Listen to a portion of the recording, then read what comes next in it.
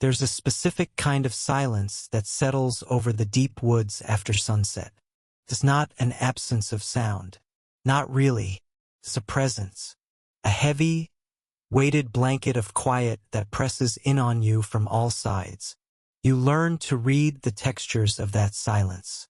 The gentle whisper of wind through pine needles, the distant hoot of an owl, the snap of a twig under the paw of some nocturnal creature. These are the normal sounds, the healthy sounds. I've spent 30 years as a park ranger, most of them assigned to the North Sector. I thought I knew every inch of these woods, every stream, every deer trail, every secret the forest held. I was proud of that knowledge. It was a comfortable, solid thing. But there's a place in my sector, a place I was responsible for, that taught me how little I actually knew. It's called the Whispering Pines Biological Preserve. And the silence there, it isn't natural. It's a hollow, listening kind of silence. An empty stage waiting for a performance to begin. For years, my primary job wasn't tracking wildlife or maintaining trails. It was maintaining the fence. The fence that surrounds the Whispering Pines Preserve. And that fence is failing. And now, looking back with the clarity that only terror can provide, I don't think it was ever meant to last this long. And I don't think what it was holding back was ever meant to be forgotten. This is the protocol for when the wilderness remembers what we tried to bury. My predecessor, a grizzled old-timer named Alistair, gave me only 2 pieces of advice on his last day. First, never trust a politician's promise. Second, he pointed a gnarled finger towards the dark line of trees that marked the preserve's boundary and said, "Check the fence. Every week. No exceptions. Don't worry about what's inside. Just worry about the fence." For 20 years, that's what I did. It was a strange assignment. The preserve was officially designated as a long-term ecological study area from the late 1960s. The story went that they were studying the effects of total non-interference on a controlled plot of old-growth forest. It was a black box. No entry. No exit. My job was just to patrol the perimeter. The fence itself was an anomaly. It wasn't your standard chain link or barbed wire. It stood 12 feet high, made of some strange, dull gray alloy that never seemed to get hot in the summer or brittle in the winter. The posts were thick, sunk deep into concrete pylons, and spaced every 20 feet. And running along the top and bottom were thick, insulated cables. At the base of every 5th post was a heavy, sealed metal box. For most of my career, these boxes emitted a low, almost subliminal hum. A deep, bass thrum you felt more in your teeth and bones than you heard with your ears. The official documentation, what little of it I could find, called it a bioacoustic deterrent, meant to discourage large animals from digging or climbing. It seemed to work. In 20 years, I never saw so much as a deer track within 10 feet of the fence line on the outside. The woods on the inside, they were always unervingly still. The decay started subtly. About 5 years ago, it began with the hum. On my western patrol, I noticed one of the boxes, post 73, was silent. Not a faint hum, not a flicker, just dead. I logged it in my report as always. The reply from the regional office was standard procedure. Budgetary constraints prevent immediate repairs. Monitor and report. A month later, posts 74 and 71 went quiet. The silence was spreading, like a disease. When you'd walked that line for years, feeling that constant vibration in the soles of your boots, its absence was jarring. It made the woods feel porous, vulnerable. Then came the rust, or what looked like rust. The gray alloy had been immaculate for decades, shrugging off rain and snow. Now, strange, spiderweb-like veins of reddish-brown corrosion began to appear. It didn't look like normal oxidation. It looked organic, like some kind of metallic mold. It was worst near the silent posts, creeping out from the base and spreading upwards. When I touched it with a gloved hand, it flaked away into a fine, gritty powder that smelled faintly of ozone and copper. I escalated my reports. I sent photos. I called the regional supervisor directly, a desk jockey named Peterson who had never seen the preserve himself. "Elias," he'd said, his voice tinny over the phone. "I've seen the pictures. It's an old installation. Metal degrades. The deterrent system, as the old files call it, was probably experimental tech. It's obsolete. We don't have the parts, and we certainly don't have the budget to replace it. As long as the physical barrier is intact, it's fulfilling its purpose." But what is its purpose? I asked a question I'd asked myself 1,000 times. What exactly are we keeping in or out? There was a pause. I could hear him shuffling papers. "The file says it's a non-interference study, Elias. It's to keep people out and the ecosystem pristine. That's all. Keep logging the degradation. We'll get to it when the funding comes through." The funding never came through. The silence spread. The rust-like corrosion ate away at the fence, section by section. The woods inside the preserve seemed to press closer against the barrier, the shadows deepening. And that's when I started to hear things. The first time it happened, I dismissed it.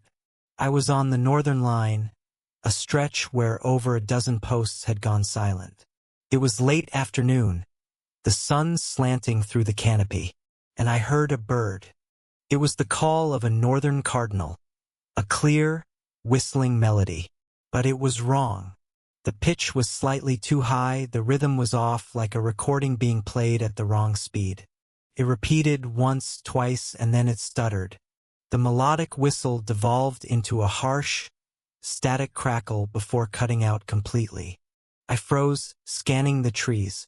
I'm no ornithologist, but I know a cardinal's call. I've heard it my whole life. This wasn't it. It was a copy, a flawed, mechanical-sounding imitation. I stood there for 10 minutes, listening. The only sound was the wind. I told myself it was a weird echo, a trick of the terrain. I wrote it off. A few weeks later, it happened again. This time, it was the sound of a woman crying. It was faint, carried on the breeze from deep within the preserve. A soft, desperate sobbing. My blood ran cold. My training kicked in. Hiker in distress? Someone had breached the perimeter? I grabbed my radio, my hand shaking slightly. "Dispatch. This is Ranger Vance at the Whispering Pines perimeter, northwest quadrant. I have a possible unauthorized entry. I'm hearing what sounds like an individual in distress inside the preserve." The radio crackled back. "Copy that, Elias. Are you certain? The motion sensors on the access road are cold. No one has signed in or out of your sector for 3 days." "I'm certain of what I heard," I said, my voice low. I started moving along the fence, looking for a breach, a cut in the wire, anything. As I moved, the crying sound moved with me, maintaining its distance. It never got louder, never fainter. It just stayed parallel to my position. And then, like the bird call, it changed. The sobbing warped, the cadence becoming unnatural. It flattened into a single monotone wail, and then it broke apart into a series of sharp, clicking noises, like a Geiger counter going wild. Then silence. I stood there, sweat beading on my forehead despite the cool air. No human makes a sound like that. No animal. My report to dispatch was hesitant. I said the sound had stopped, that I couldn't verify its source. They logged it as unconfirmed. I felt like a fool, but I also felt a new kind of fear. A cold, crawling dread that had nothing to do with lost hikers or wild animals. The sounds became more frequent after that, and more personal. One evening, I heard my own voice.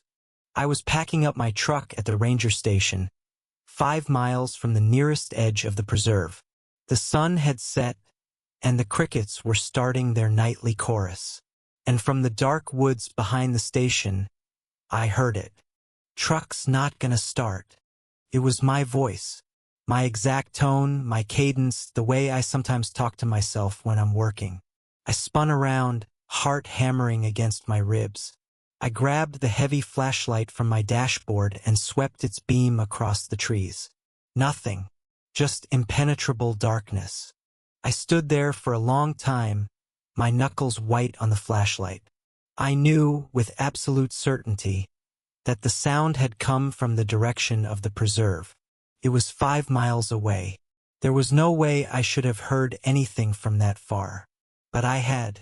It was a perfect mimicry. And the phrase it chose, it was a small, private thing. It knew me. I didn't sleep that night. I sat with my back to the wall, listening to the ordinary sounds of the night, and wondering how many of them were real. The fence wasn't just a physical barrier. The hum, the bioacoustic deterrent, it wasn't just to keep animals out. I was beginning to think it was to keep the sounds in, to jam them, and now that it was failing, the signal was getting out. The final piece of the puzzle fell into place when I decided to clean out Alistair's old locker. He had retired in a hurry, citing health reasons, and had left a few personal effects behind. The station chief had told me to junk them years ago, but I never got around to it.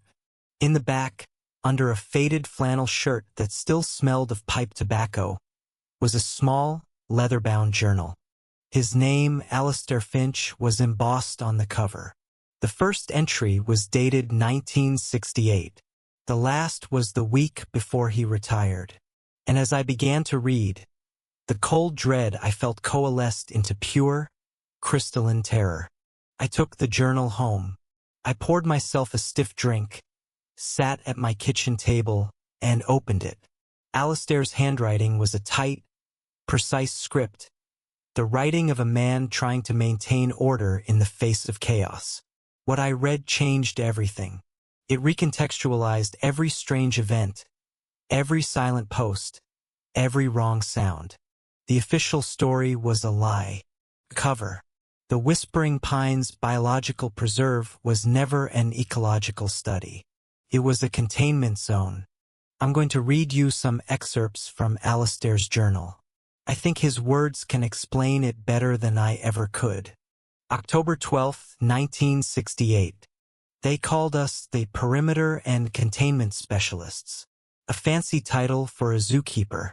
Dr. Eris Thorne, the project lead, explained it to us today. He's a brilliant man, but he has the kind of eyes that don't seem to blink enough. He said we had discovered a new form of life. Not just a new species, but a fundamental reclassification.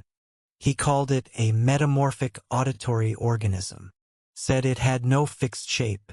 It was biologically unstable. Its primary interaction with its environment is through sound. It listens, it learns, and it mimics. He played us a recording. First, the sound of a generator. Then, a perfect replica captured from inside the initial containment tent. Then he played the sound of one of his researchers, a Dr. Evans, clearing his throat. The replica followed. But the recording of the replica on the spectrograph, it was subtly different. Thorne said it was assimilating the sound, making it its own. Our job is to maintain the new fence. It's not just steel. Thorne calls it a bioacoustic baffle. The sonic hum is designed to create a field of white noise that the organism cannot properly process or penetrate. It effectively blinds and deafens it. It keeps it contained within a bubble of sonic confusion. He says as long as the fence is powered, the organism is trapped. He seems confident. I am not. May 3, 1971. We lost a deer today. It wandered through a section where the power fluctuated during a lightning storm. It was gone for less than 10 minutes before we got the system rebooted. When we found the carcass, it was wrong. It wasn't eaten. It was disassembled. The hide was peeled back in one perfect piece. The organs were laid out on the ground in a neat row, almost like a diagram. There wasn't a drop of blood anywhere. Thorn was ecstatic. He called it exploratory deconstruction. He took samples. The rest of us felt sick. The organism or organisms who don't know if it's one or many are learning. The sounds from inside are getting more complex. We hear snippets of our own conversations from days before, played back with perfect clarity. Sometimes it strings them together.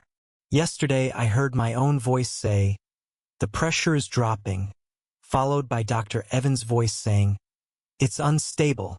It's like a child learning to talk using words it doesn't understand. A very, very intelligent and frightening child. September 22nd, 1975. The project is being shut down. Funding cut. The official reason is inconclusive results. The truth is, Thorn and his team are terrified. They created something they can't control, and now they want to walk away. They aren't decommissioning the site. They are abandoning it. They told us the fence's power source is a prototype radioisotope thermoelectric generator. In layman's terms, a nuclear battery. They claim it has a projected lifespan of 50 years. 50 years. And after that, no answer. Thorn pulled me aside before he left. He looked like a ghost. He told me the organism's mimicry was evolving beyond sound. He said one of his assistants saw what he thought was another researcher standing by the trees, only to watch it dissolve, unfold. He said its natural state is something like a sentient, shimmering distortion in the air. It only takes a physical form, a deer, a tree, a man when it's trying to process and understand something. He said the fence was the only thing keeping it from trying to understand the world outside. His last words to me were, "Don't let the fence fail. Whatever you hear, whatever you think you see, it's just an echo. Don't let it get a lock on you. Don't let it learn you. They're leaving me here, me and a few other lifers. Our new job title is Park Ranger. Our mission is a lie. We're not protecting the forest from people. We're protecting people from what's in the forest." The journal went on like that for years. Alistair's neat script grew shakier over time. He documented every power flicker, every strange sound, every time he saw a tree that seemed to be in the wrong place. He documented the slow, creeping dread that became his entire life. 50 years. The project was abandoned in 1975. I was reading this journal in 2024. 49 years had passed. The nuclear battery was dying. The fence was failing right on schedule. And Alistair's dire warnings were no longer the ramblings of a paranoid old man. They were a field guide to the monster at my door. And I realized, with a chill that had nothing to do with the night air, that for the last few months, it had been learning me. My voice, the sound of my truck, maybe even my shape. Alistair's journal changed my mission. It was no longer about monitoring and reporting. It was about survival and a desperate, insane hope of containing the inevitable. I stopped logging my reports to Peterson. What was the point? He wouldn't believe me. He'd have me committed. I became obsessed. I used my own money to buy portable generators, heavy-duty cables, and splicing tools. My plan was insane. A single man trying to patch up a 50-year-old piece of failing, forgotten superscience. I would drive out to the silent sections and try to jury-rig the generators to the fence's power conduits. It was on one of these trips that I finally saw it. I was working on a dead stretch on the Eastern Line, a place where the rust rot was so bad the fence looked like brittle lace. The silence was absolute. Not even insects buzzed. I was trying to splice a cable into the main conduit at post 112, my hands greasy and shaking, when I felt it. That feeling of being watched. I slowly stood up and scanned the trees inside the preserve. The sun was low, casting long, deep shadows. First I saw nothing. Just the dense, dark woods. But then my eyes caught a flicker, a distortion. About 50 yards in, near a cluster of ancient pines, the air seemed to shimmer, like heat haze on a hot road. But it wasn't hot. The air was cold. The shimmering patch was about the size of a large man, and it was amorphous, indistinct. It had no color, yet it seemed to bend the light around it, making the trees behind it look warped and twisted. I didn't move. I didn't breathe. I remembered Alistair's words. Its natural state is something like a sentient, shimmering distortion in the air. As I watched, a deer stepped out of the woods and into the clearing near the shimmer. It froze, its head up, sniffing the air. Clearly sensed something was wrong. The shimmer seemed to focus on it. It drifted slowly, silently towards the animal. The deer was paralyzed, its eyes wide with terror. And then the most horrific thing happened. The shimmer didn't attack the deer. It began to change. From the heart of the distortion, a vague shape began to emerge. It was clumsy, like a sculptor working with clay for the first time. It extruded a limb, a crude approximation of a leg. Then another, a long, misshapen neck. It was trying to copy the deer, to build a deer out of thin air and distorted light. But the copy was grotesque. The proportions were all wrong. The legs were too long, bending at impossible angles. The head was a smooth, featureless lump. There was no fur, no eyes, just this translucent, shimmering caricature of a living creature. The real deer, finally breaking from its paralysis, let out a bleating cry of terror and bolted into the forest. The shimmering copy took a single, lurching step after it, its mismatched limbs moving with a sickening, disjointed grace. And then, as if the effort was too much, it collapsed. The deer shape dissolved back into the formless, wavering shimmer. And then it turned its attention to me. It drifted slowly through the trees, coming to a stop just on the other side of the failing fence. It was 20 feet away. I could see the world through it, but everything was warped, as if looking through a flawed piece of glass. My heart was a drum against my ribs. Alistair's warning screamed in my head. Don't let it get a lock on you. Don't let it learn you. I started backing away, slowly, never taking my eyes off it, and it began to speak. It used the sounds it had collected from me, my voice, but it was chopped up, reassembled. Truck, it whispered, in my voice, is dropping, not gonna start. Pressure is Elias. Said my name. It had learned my name. I didn't scream. The sound was trapped in my throat. I turned and I ran. I scrambled into my truck, fumbling with the keys, my hands slick with sweat and grease. For one heart-stopping moment, the engine sputtered and wouldn't catch. Truck's not gonna start. The thought was so loud it was almost a shout. Then, with a roar, the engine caught. I slammed the truck into gear and sped away, not daring to look in the rearview mirror. I abandoned everything. My post, my home, my 30-year career. I drove for 2 days straight, heading west, putting as much distance as I could between myself and the whispering pines. I tried to warn them. I sent an anonymous, detailed email to the Department of the Interior, to national news outlets, to scientific journals. I attached pages from Alistair's journal. I described what I saw. I received no replies, or rather, I received one. A 2-line email from a generic government account. Your submission has been received and flagged for review. Please refrain from sending further unsolicited materials. I was dismissed. A crank. A conspiracy theorist. A crazy old ranger losing his mind in the woods. Maybe I am. Maybe staring at that shimmering thing as it tried to say my name broke something in my brain. But I know what I saw, and I know what it means. The fence is failing.